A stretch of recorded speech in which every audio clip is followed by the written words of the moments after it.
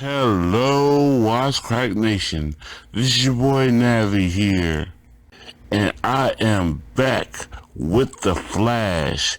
So far, we made it to season 6, people, and just like Team Flash, we're not slowing down for anything.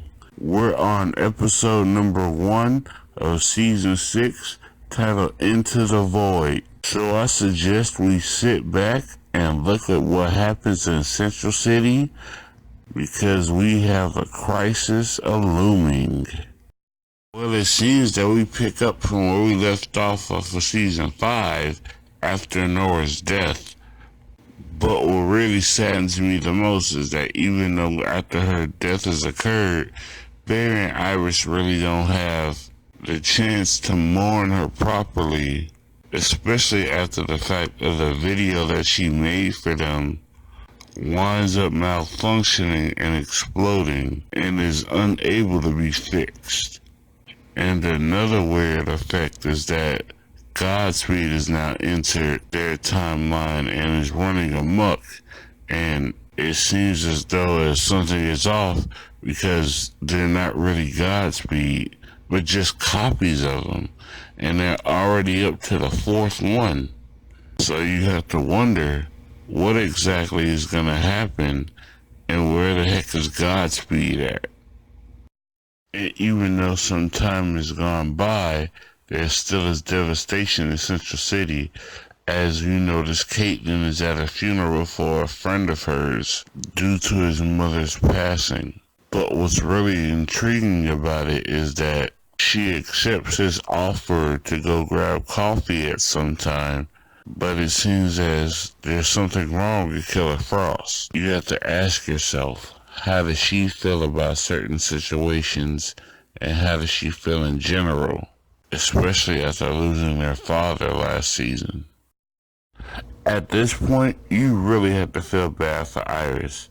After losing Nora, she was devastated, but due to the fact that her father accidentally threw away Nora's crime fighting jacket without knowing it, that's pretty sad. But when going to retrieve it from the dump, things just get weird and take a turn from there. As soon as she finds it, a black hole opens up, and instead of trying to find cover, she has to save the garbage worker that's there. And in doing that, the jacket that she gave to Nora is sucked up in the black hole.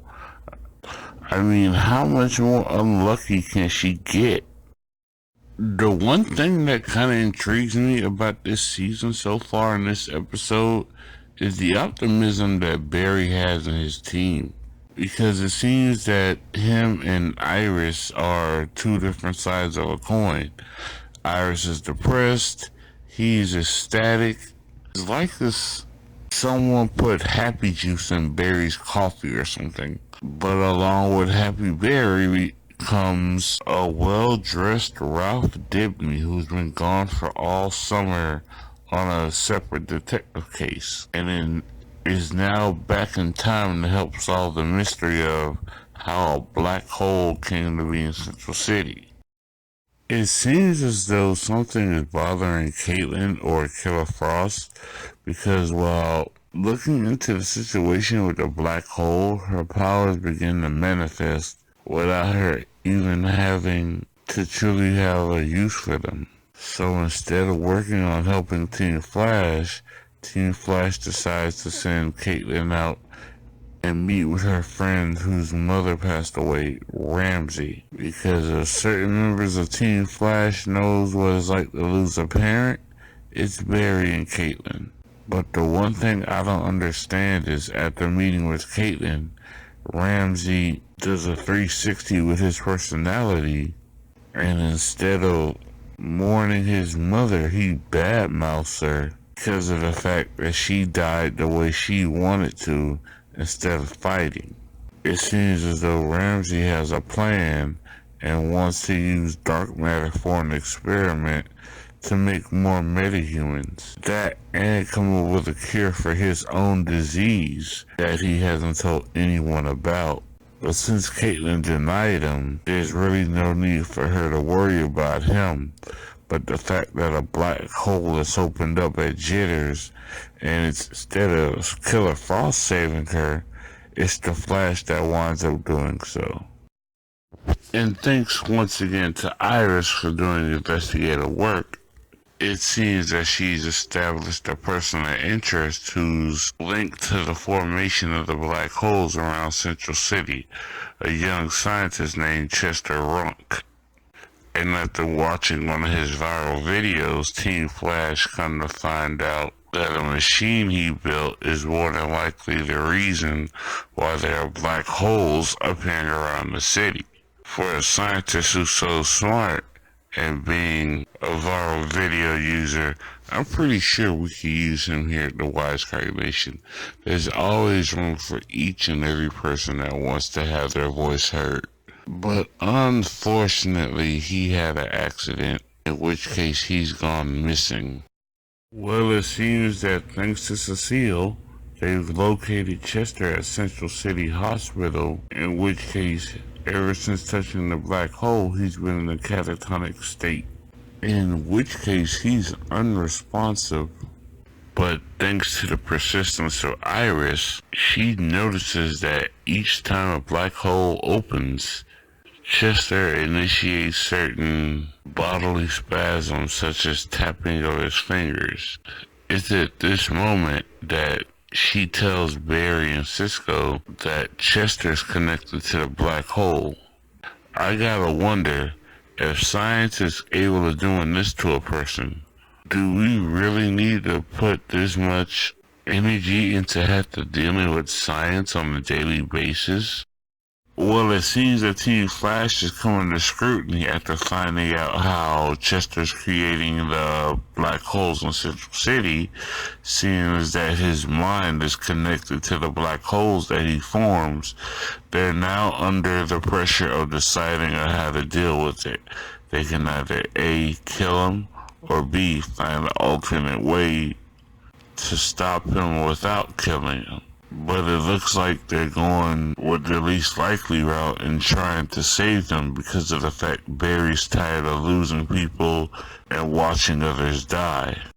A questionable situation with Killer Frost arises as to her being afraid of living a life due to the death of her father and facing the fact that she doesn't know how to live a life, meaning that she's been caged up in Caitlin for so long. You can only wonder, does Killer Frost know how to live a life and not be scared of the consequences that she would have to face?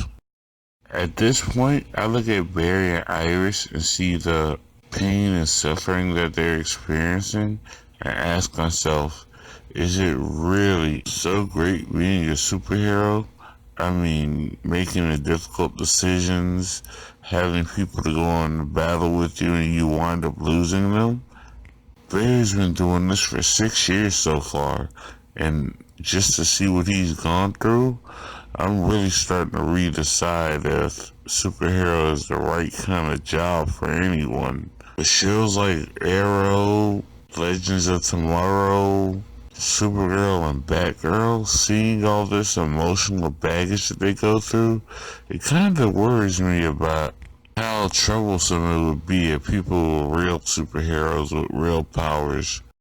I guess it's that time of the episode for Team Flash to get into action as we see a black hole opening inside the city. And seeing that Team Flash is preparing on how to deal with such black hole, I can only do one thing and prepare myself for the changes that have come. Because we know with each season comes one new thing. Designer costumes. Fortunately, we see Killer Frost showing off her new duds while saving Joe's life. And the one thing that always captivates me about the Flash is that Cisco outdoes himself every season. And after what he did, I'm grateful for him still being on this show in season 6, as he plays the theme song to Flash Gordon, while Barry jumps into a black hole to save Central City. Now, I remember in season 1 when Barry jumped into a black hole, but this season was more monumentous as he had the theme song of Flash Gordon going. I mean, for the past 6 years, you have no idea how long I waited to hear that song play with him running around on the screen. It just goes to show that the fans and viewers of this show are very important to it because you know someone had to ask for that song to be played. And luckily, after saving his conscience from the black hole and closing it up, it seems that the other half of Chester's mind was put back into his body and awakened him from his sleeping coma. Well, not sleeping, but vegetative. And now it seems that Chester is going to rest at Star Labs for about 4 weeks in order to get himself situated with his abilities. But another rare outcome has come of this, as Caitlin has granted Killer Frost the chance to go out and lead her own life and let her experience the world. And the best person to teach her how to do that, of all people, is Ralph. Oh boy, this could be good or bad. I'm thinking we're gonna have to get Caitlin or Killer Frost a new life coach. But if that wasn't bad enough, we see Ramsey in his lab working on his serum of how to cure HLH by injecting himself. And as Caitlin warned her before, the possibility of him becoming a metahuman has come into fruition, as after taking his serum, he starts to mutate somehow. Oh well, you get what you deserve. Barry showed himself to be one of the greatest husbands in history, as he shows Iris what took him so long in the black hole. He made sure to get her jacket, so just in case they could give it to Nora when she is born and grows up. At which point, both he and Iris have come to the realization that they can be each other's support due to the fact that they don't have Nora right then and there. But the situation turns bleak as the being known as the Monitor Marno Vu shows up and confirms that he's the one who destroyed Iris's message that was in the plinth that blew up at the beginning of the episode, and informs Barry that things have changed and time has sped up. No longer will Barry disappear in 2024, but December 10th, 2019. He tells Barry that there's nothing he could do, because when the crisis comes, the Flash must die. At this case, I'm wondering, is there a deeper meaning to what he's telling Barry, or is Barry really going to die? We'll just have to wait and see, won't we, Wisecrack Nation? Well, season 6 has started off with a bang as usual, but it's where we go from here is where we really need to judge this season, because I feel that things are going to change heavily on each and every Arrowverse show. I wonder how much big of an impact Barry will have when dealing with this crisis. Seeing as how every show is going to be affected, I wonder where the Flash is going to go after the crisis is done with. We can only hope that the changes made aren't too drastic.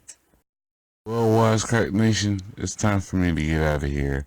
I'll come back to you soon with another new review. What you can do for me is check out some of our other playlists, but also click the like button, share this video, subscribe to the channel, and please go visit my friends on the 450 Legion Gaming page. We all really appreciate the feedback and the help that you all give us when we try our best to put our content out there.